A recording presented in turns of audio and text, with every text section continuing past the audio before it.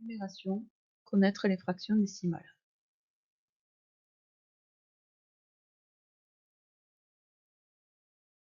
Donc, dans cette séance de numération, nous allons voir ce qu'est une fraction décimale.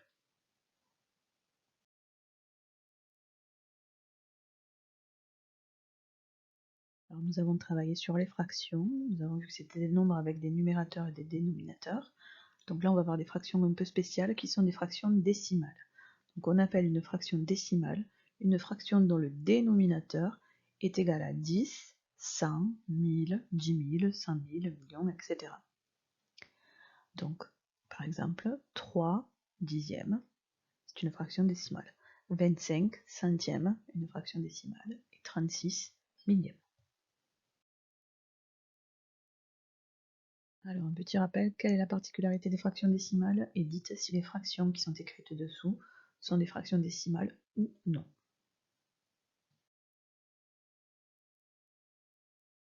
Donc, on rappelle que les fractions décimales ont pour dénominateur 10 et multiples de 10, c'est-à-dire 100, 1000, 10 000, 100 000, etc. Donc ici, 36 centièmes, 100 est le dénominateur, donc c'est une fraction décimale. 54 vingtièmes, ce n'est pas une fraction décimale. 1 dix millième, donc 10 000 est le dénominateur, donc c'est une fraction décimale. 3 cinquièmes n'est pas une fraction décimale. 10 56e n'est pas une fraction décimale. 12 dixièmes est une fraction décimale. 87 deux centièmes n'est pas une fraction décimale.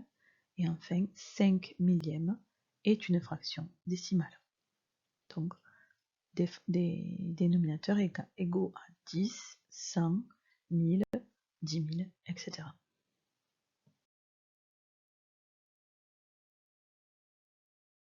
Donc les fractions décimales sont des fractions normales, sauf que leur dénominateur est égal à 10 ou des multiples de 10. Donc, comme les autres fractions, on peut placer des fractions décimales sur des droites graduées.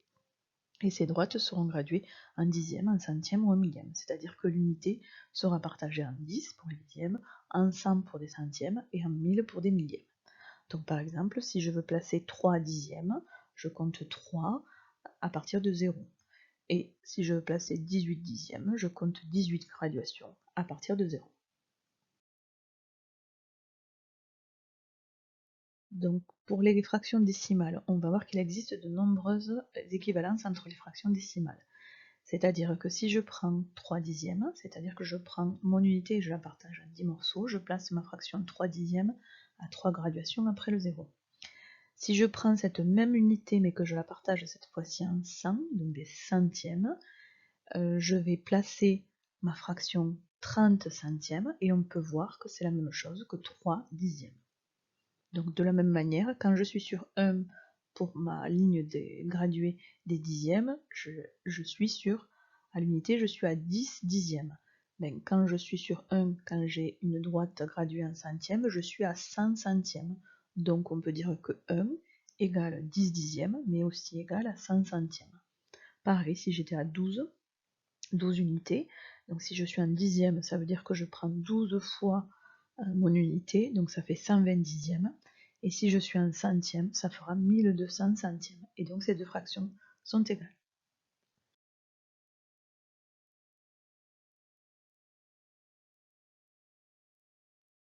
Donc dans ce petit exercice, je vous demande de transformer les fractions décimales que l'on vous donne. Donc il faut transformer 36 centièmes en millième. Combien ça va faire en millième? On met pause et la solution juste après. Pour la première fraction, 36 centièmes, ça veut dire que j'ai partagé mon unité en 100 morceaux et que je vais compter 36 graduations à partir de 0. Donc si je fais en millième, comme on m'a demandé, je vois que j'ai augmenté de 1 0. Donc ça veut dire que j'ai partagé mon unité en 1000 morceaux au lieu de 100. Donc 10 fois plus. Donc ça veut dire que si en bas j'ai fait 10 fois plus de morceaux, en haut j'en ferai 10 fois plus. Donc j'aurai 360 millièmes.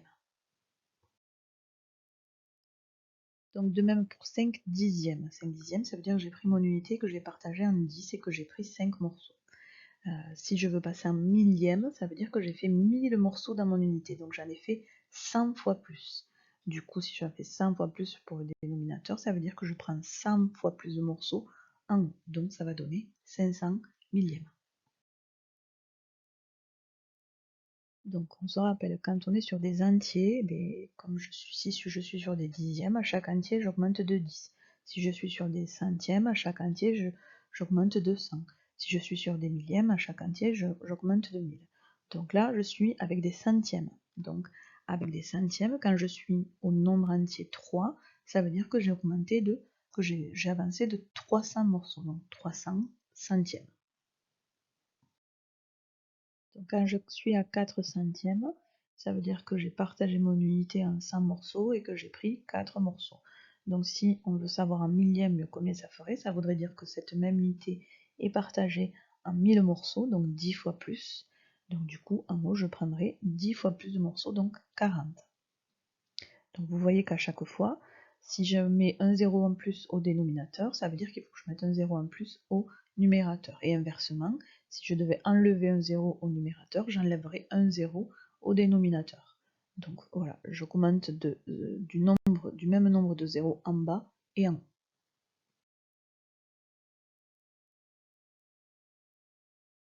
Alors pour décomposer une fraction décimale, c'est exactement comme les autres fractions.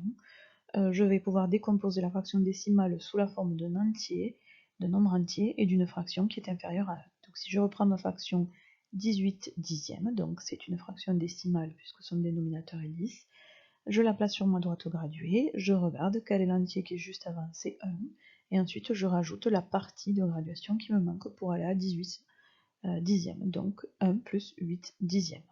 Je peux faire avec la technique de la division. Dans 18, combien de fois je peux mettre 10? Une fois. Et quand je suis à 1, je suis à 10 dixièmes. Donc pour aller jusqu'à 18 dixièmes, il me manque 8 dixièmes. Donc tout ça, rien ne change par rapport aux autres fractions.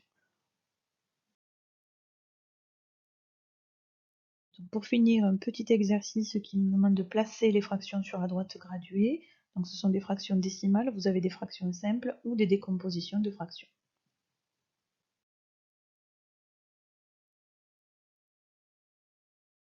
Donc à chaque fois, je mets un code de couleur par rapport à la fraction qui sera entourée de la couleur qui correspond à la flèche de la même couleur.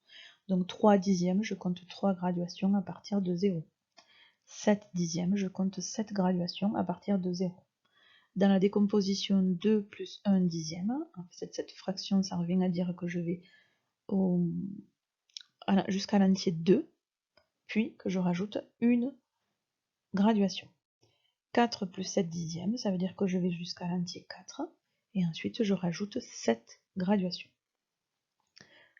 2 plus 3 dixièmes, ça veut dire que je vais jusqu'à l'entier 2 et que je rajoute 3 dixièmes. 3 plus 5 dixièmes, je vais jusqu'à l'entier 3 et je rajoute 5 dixièmes. 1 plus 7 dixièmes, je vais jusqu'à l'entier 1 et je rajoute 7 dixièmes. 2 plus 7 dixièmes, je vais jusqu'à l'entier 2 et je rajoute 7 dixièmes. 5 plus 2 dixièmes, je vais jusqu'à l'entier 5 et je rajoute 2 dixièmes. 17 dixièmes, donc si je la place, je compte 17 graduations après le 1. Donc je me retrouve sur la même fraction que 1 plus 7 dixièmes, plus que 1 plus 7 dixièmes, 1, je suis à 10 dixièmes, plus 7 dixièmes, ça fait 17 dixièmes. Donc ces deux fractions, 17 dixièmes, elles peuvent se décomposer comme étant 1 plus 7 dixièmes. 34 dixièmes, donc je vais à 34 graduations après le 0, et 41 dixièmes, 41 graduations après le 0.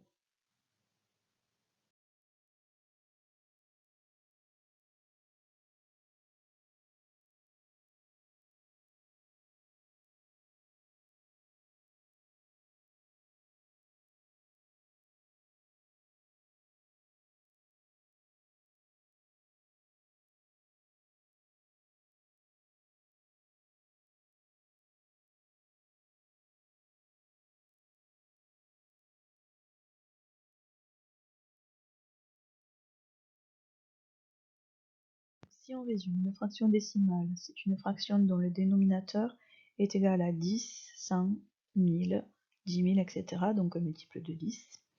On peut écrire tous les entiers sous forme de fraction décimale. Par exemple, si je suis à 3 unités, ça veut dire que je prends 3 unités entières, donc 3 dixièmes, mais si j'ai partagé mon unité en 100, ce sera 300 centièmes.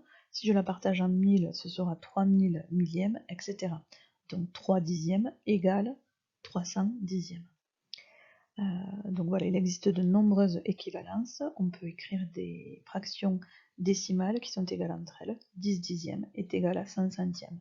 J'augmente de 10 en haut, donc j'augmente de 10 en bas. 5 dixièmes, c'est aussi 50 centièmes, c'est aussi 500 millièmes.